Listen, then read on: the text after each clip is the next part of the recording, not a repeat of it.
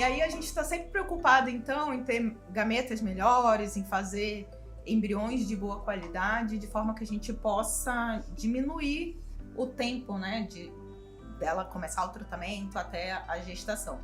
E aí o que a gente vê acontecendo hoje em dia é a indicação indiscriminada de teste genético, né, o PGT, o teste genético pré-implantacional. Muitos casais estão fazendo sem ter indicação precisa. Outro dia, inclusive, a paciente veio numa primeira consulta e eu estava explicando para ela ali todas as etapas da FIV e tal, e falei, bom, tem a opção, e aí eu acabo falando sempre nessa primeira conversa que eu vou explicar, já falo que tem uma possibilidade de fazer teste genético ou não, que não é obrigatório, que depende de cada caso. E ela ficou assustada porque ela achou que já era uma etapa normal do tratamento, que todo mundo fazia o teste genético. Eu falei que não, que é um exame que tem prós e contras, enfim.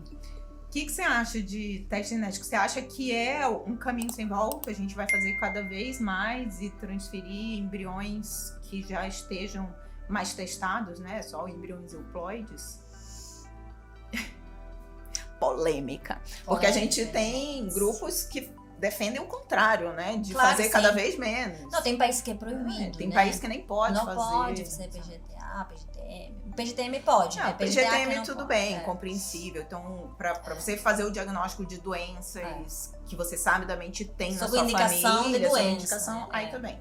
Mas pra você fazer seleção para neuploidias... É proibido em muitos países, principalmente na Europa, né? Aqui tem várias coisas, na verdade, né? Eu sempre falo que não existe técnica boa e ruim, existe técnica com indicação sendo prescrita sem indicação.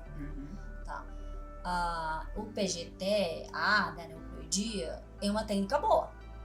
Eu acho que está avançando cada vez mais, né?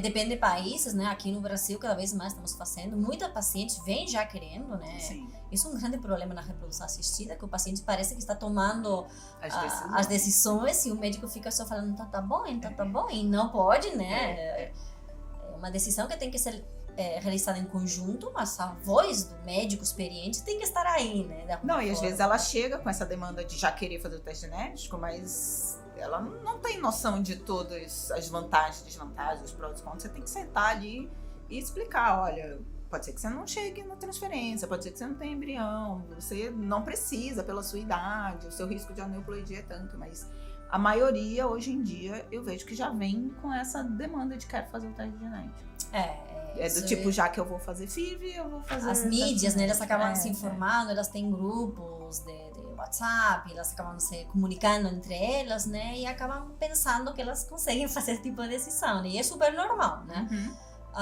Mas eu acredito que o PGTA tem uma indicação clara, né, e dentro dessa indicação eu acho que é válido, principalmente em pacientes, por exemplo, porque tem uma questão muito importante, eu acho, né, quando a gente vai para evidências, né, porque não está baseada em evidências, assim, né, a evidência tem que ser boa, obviamente, mas mesmo assim, a maioria das nossas evidências, elas não medem alguns custos, né, custo de oportunidade, por exemplo, né, ela vai fazer esse teste e no lugar de fazer um outro que iria fazer, então vai ter um custo de oportunidade, né? Ela vai deixar de fazer uma coisa, vou fazer um PGTA, mas também tem um custo emocional, que não é medido entre os artigos, que por exemplo uma paciente que teve certos eventos de aborto, que está psicologicamente abalada, que ela não quer mais sofrer isso, né?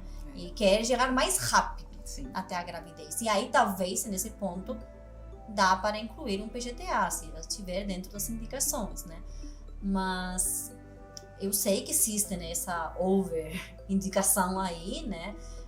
Eu acredito que tem muitas vezes que não precisa, né? Uma paciente tem 30 anos, nunca engravidou, nunca teve um evento de aborto, né? Não tem nada que indique que possa ter altas taxas de neuploidia.